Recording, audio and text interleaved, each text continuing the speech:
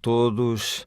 Ah, Antes de começar esta aula, quero pedir desculpa pela profunda falta de respeito que demonstrei pelo meu professor no outro dia, que ainda por cima é excelente, o André. Fiz-lhe corninhos no outro dia e gozei um bocado com ele. Queria dizer, antes de mais, que sinto muito Está bem, e que isso não Anthony. vai voltar a acontecer. Nisso ninguém acredita. Muda de assunto, vá. Não. Tiraste fotografias nestes dias? Sim, tirei fotografias, pratiquei muito, tal como me ensinaste. Tentei analisar as minhas fotografias, não apenas em relação ao tema que tinha diante de mim, mas também pelas formas e cores, como me ensinaste. Estás a ver como sou bom? Hã? Mas e os resultados dessas fotografias? Devo dizer que são bons, embora tive um bocado de dificuldade em conseguir um dia ensolarado. Muito bem, mas não se tiram fotografias apenas quando o tempo está bom. Sim, mas com o sol tudo brilha mais, Ok. é tudo mais bonito, ou não? Hoje vamos falar de outros aspectos relacionados com a iluminação. Até agora falámos sobre a quantidade de... Anthony. Um cabelo. Até agora temos falado sobre as quantidades de luz que afetam a exposição e agora começaremos também a aprofundar outros aspectos que dizem respeito à quantidade de luz, especialmente como usá-la na nossa linguagem com intuito expressivo. Antes de começar a aula, peço-te gentilmente que me relembres como age a luz, na película e no CCD. Bem, então vamos começar pela película. A película é um suporte transparente sobre o qual é colocada uma emulsão contendo sais de prata. Estes elementos são sensíveis à luz. Uma vez atingidos pela luz, sofrem uma transformação que num primeiro momento não é visível. E assim cria a imagem chamada de latente. Em seguida, na fase de desenvolvimento, o revelador, entretanto, transforma os sais de prata que sofreram exposição à luz em prata metalizada e, portanto, negra. Desta forma, no final, teremos sobre a película as áreas escuras que se transformam em prata e as áreas completamente transparentes onde a luz não teve efeito. Então estás a falar de preto e branco. Sim, no que diz respeito à película, a cores, os elementos sensíveis à luz são também os sais de prata. No entanto, ao contrário do preto e branco, existem 3 camadas de emulsão, cada uma das quais é sensível a uma das 3 cores primárias. E quais são as cores primárias? São o vermelho, o verde e o azul. E depois, com um procedimento químico que é um pouco mais complexo do que para o preto e branco, ocorre a transformação que conduz a um negativo a cores. Mas vamos falar disto mais tarde, porque o processo é bastante complexo e, realmente. portanto, não vamos abordar E agora. o CCD digital, por sua vez? Então, o sensor da máquina fotográfica digital é composto por muitas células quadradas chamadas fotodíodos. Já tínhamos falado delas. Sim, já falámos delas. Estes fotodíodos são de sílico e cada um deles é combinado com um condensador. A radiação luminosa atinge os fotodíodos individuais, cada um deles tem a sensibilidade para uma das cores primárias, como acontece na película a cores. Cada fotodíodo não é sensível a todas as cores, mas apenas a uma das cores primárias, e são dispostos no sensor em mosaico para cobrir todo o espaço. Esta radiação luminosa, graças ao condensador, é convertida no sinal elétrico e depois, uma vez recolhidos os dados de cada fotodíodo, são convertidos em informação digital no processador da máquina fotográfica. A nossa imagem é constituída precisamente pela informação que sai do processador digital da máquina fotográfica. Ok, penso que agora percebo bem estas questões técnicas. Então vamos lá para o assunto da aula de hoje. Hoje falaremos sobre a qualidade da luz e iremos abordar os aspectos da iluminação natural e iluminação artificial e especialmente como utilizá-la e explorar as suas variações na nossa linguagem fotográfica. Sim, esta ideia é interessante. Então vamos Agrada-me. começar pela iluminação natural. Tens de considerar que, durante o decorrer do dia, a luz natural, quando estamos a fotografar no exterior, em 90% dos casos, temos que o fazer com luz do sol. Muda de cor, intensidade e direção. Pensa que a luz do amanhecer é muito mais quente, mas também muito mais fraca, por isso tem menos intensidade e cores muito mais quentes, enquanto que... Sim, mas no que diz respeito à fotografia, realmente faz alguma diferença? Claro, porque os materiais sensíveis, seja película ou sensor digital, têm uma sensibilidade à luz que permanece constante. No entanto, os nossos olhos adaptam-se de forma que nós não nos apercebemos dessas mudanças que seriam evidentes na fotografia.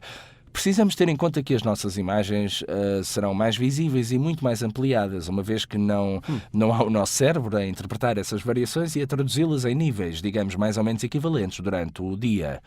Então, a partir do amanhecer, há uma intensidade de luz que é muito mais baixa e com uma tendência para o cor-de-rosa como tonalidade nas horas centrais, À medida que o Sol se eleva no seu arco, a luz torna-se muito mais intensa e as cores estão mais próximas da luz branca, aquela a que estamos acostumados e para a qual os materiais fotográficos estão calibrados. E, gradualmente, à medida que se aproxima ao pôr do Sol, o Sol tende a pôr-se e a luz torna-se muito mais quente e as cores estão mais próximas do amarelo e vermelho até ao pôr do Sol. Então, se eu quiser fotografias com tons mais quentes, devo fotografar ao pôr do sol, certo? Sim, no pôr do sol a tonalidade luminosa torna as cores mais quentes, aproximando-as ao laranja e ao vermelho, e isso acontece porque o sol está mais baixo no horizonte. Por isso, a atmosfera filtra os raios de luz, deixando passar os comprimentos de onda mais próximos do vermelho. Além das mudanças durante as horas do dia, tens de considerar também as mudanças de luz de uma estação para a outra. Porque também aqui existe uma diferença. Sim, sem dúvida o Sol tem uma inclinação diferente em relação ao horizonte, dependendo se estás no inverno ou no verão. Tenha em conta que no inverno, em geral, há uma luz mais fria que favorece a representação dos tons claros da imagem e produz geralmente imagens mais homogéneas e sem fortes contrastes.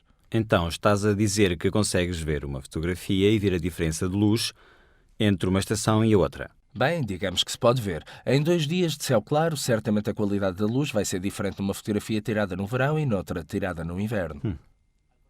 Ao contrário do inverno, no verão vamos ter um contraste muito forte e as sombras serão mais escuras porque o sol está mais alto e também os tons quentes da fotografia serão mais evidentes. Se estiver numa situação muito luminosa, com o sol muito forte, é possível ter um resultado final mais sereno, eliminando os contrastes e trabalhando com cores um pouco mais pálidas, menos saturadas? Normalmente o caminho para alcançar esses resultados é a utilização de variações na exposição da fotografia e é com a sobreexposição da imagem que se consegue isso. Ao sobreexpor vais fazer com que todas as cores percam um pouco de saturação, eliminando-se um pouco, mas também vais reduzir as sombras e o contraste da imagem. Mas, sobretudo, os tons vão se tornar um pouco mais apagados.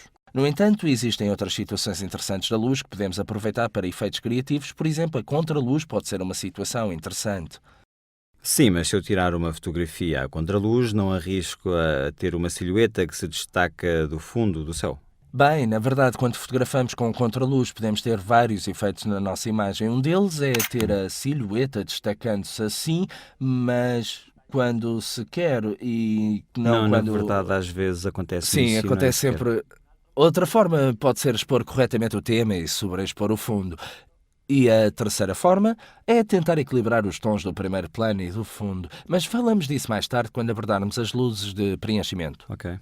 Normalmente, de qualquer maneira, digamos, temos como resultado uma silhueta contra o céu devidamente exposto quando confiamos nas informações fornecidas pelo exposímetro dentro da máquina fotográfica. Isso acontece porque a parcela do céu que é predominante no nosso enquadramento tem um brilho muito forte. Pois é.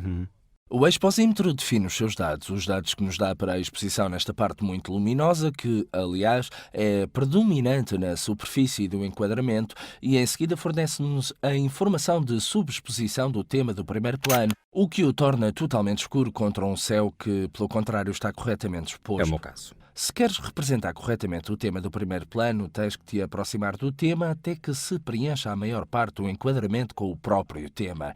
Desta forma, o exposímetro na máquina fotográfica detecta os valores de exposição do tema e o tema será devidamente representado. Assim, o que está por trás dele, que tem um maior valor de brilho, fica então em sobreexposição e o tema é reproduzido corretamente, enquanto o céu será representado com as cores um pouco mais apagadas e, acima de tudo, digamos, sobreexpostas e assim queimadas. Ok. Tudo bem. No entanto, para além das questões que afetam a qualidade da luz, também é importante aprender a avaliar a direção da luz.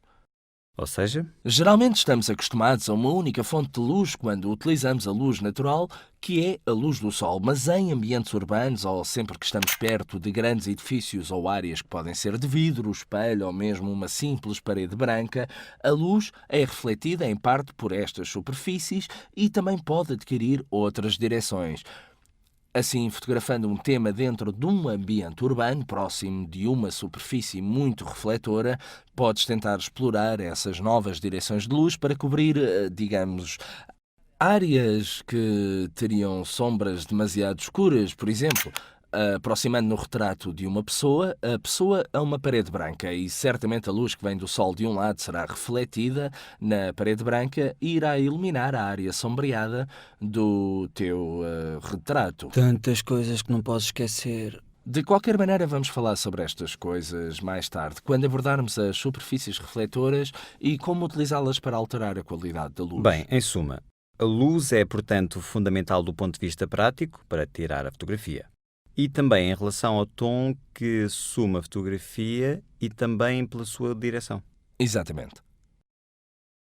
Bem, Anthony, a luz pode ser quente, fria, dura ou mole? Dura ou mole? Sim, por luz dura entende-se uma luz que aumenta o contraste, praticamente torna muito mais evidente a transição das áreas claras para as escuras. E tem-se quando a luz vai atingir diretamente o tema. Nestes casos, as áreas fortemente iluminadas são muito brilhantes, enquanto as sombras são muito escuras e a transição entre as duas é bem marcada. Então, suponhamos que temos uma situação com condições de luz muito forte, dura. Como faço para amenizar isso? Bem, a luz suave ocorre quando a luz não atinge diretamente o tema, mas é filtrada por alguns elementos. Por exemplo, num dia com o céu nublado, o sol é filtrado pelas nuvens e atinge o tema de uma forma indireta e, portanto, a transição das zonas claras para as áreas de sombra é muito mais suave e, sobretudo, mais gradual. Quando temos um dia de céu claro e queremos uma luz mais suave, podemos levar o nosso tema para uma área de sombra, de modo que não é atingido diretamente pela luz do sol, ou colocá-lo debaixo de uma árvore, ou sob um chapéu de sol, ou então, se quiseres ser um pouco mais criativo, podes levar um tecido e, como alguns profissionais, tentas filtrar a luz antes de atingir o tema. Assim, terás fotografias que terão um aspecto mais suave e com uma passagem mais gradual das áreas mais luminosas para as áreas de sombra. Assim, a luz é importante pela sua qualidade cromática e porque nos permite salientar as características do tema. A luz é sempre apropriada para o tema e serve para torná-lo melhor. Sim, mas às vezes também pode ser a própria luz o tema das nossas fotografias. Pensa, por exemplo, fotografar a luz filtrada através dos ramos de uma árvore ou a luz que passa através das nuvens para atingir um determinado ponto numa paisagem, ou fotografar os raios de luz que entram pela janela de um quarto e que desenham figuras na parede oposta. Em suma, a luz também pode ser o elemento-chave das nossas imagens.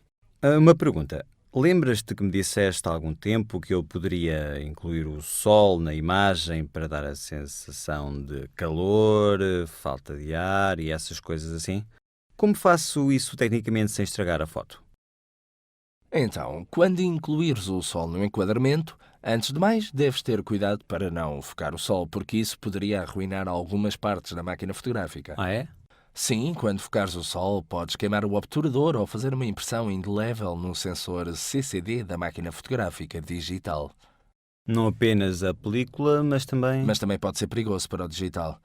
Além disso, quando incluires o sol no enquadramento ou quando fotografares na direção do sol, deves ter cuidado, antes de tudo, com a exposição, pois o sol, sendo uma fonte de luz muito forte, irá cobrir todos os valores de exposição de todas as cenas e depois aparecerá tudo o resto como silhueta.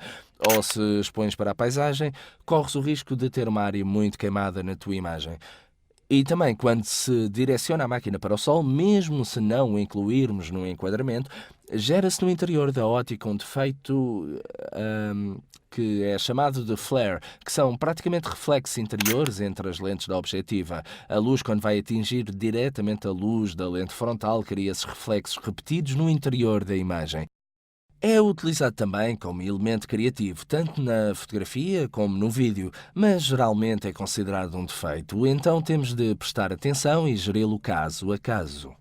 Então, já que falamos do Sol, um eclipse, pode-se fotografar?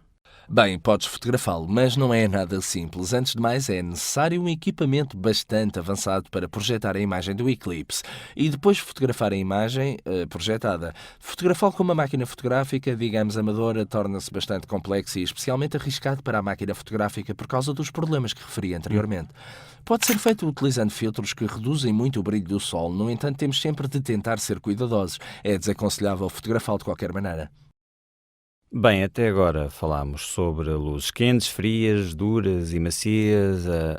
Sim, mas até agora falámos destes aspectos no caso da luz natural. É Considera que verdade. estes são válidos mesmo com luz artificial. De facto, com luzes artificiais, por vezes, também tens a capacidade de controlar os aspectos que não são controláveis utilizando o sol como fonte luminosa. Mas há outro aspecto a considerar. O suporte fotográfico que utilizamos deve ser indicado para um determinado tipo de luz. Se utilizarmos uma luz artificial, uma vez que existem muitas fontes de luz, cada uma com características diferentes. Por exemplo, se tirares uma fotografia de noite, deve-se utilizar um filme adequado para a iluminação de tungstênio, porque cada um está calibrado para um tipo específico de luz. Se estivermos a utilizar a nossa reflexo digital, devemos definir o balanço de brancos. O que significa? Bem, falaremos disso mais tarde, mas agora não te quero assustar. Estes aspectos serão tratados a seguir. Por agora basta dizer que existe um anel através do qual se pode selecionar o tipo de luz que é dominante na nossa cena e depois ir a definir o equilíbrio mais adequado para este tipo de luz. Ok. Bem, então, em resumo, quais são as coisas mais importantes desta aula de que me devo lembrar? Muito bem, nós falámos sobre luz referindo a sua qualidade. Luz quente, luz fria, dura, mole, e depois conversávamos sobre as variações que a luz tem nos vários momentos do dia e durante as estações, da direção da luz, como controlá-la, também estes aspectos, e também mencionámos a utilização de contraluz e a diferença entre a luz natural e luz artificial. Então posso tirar fotografias em qualquer posição, quer dizer, condições, certo? Sim, bem, isso acontece sempre. Bem, e vou-me embora. Mas e a chuva?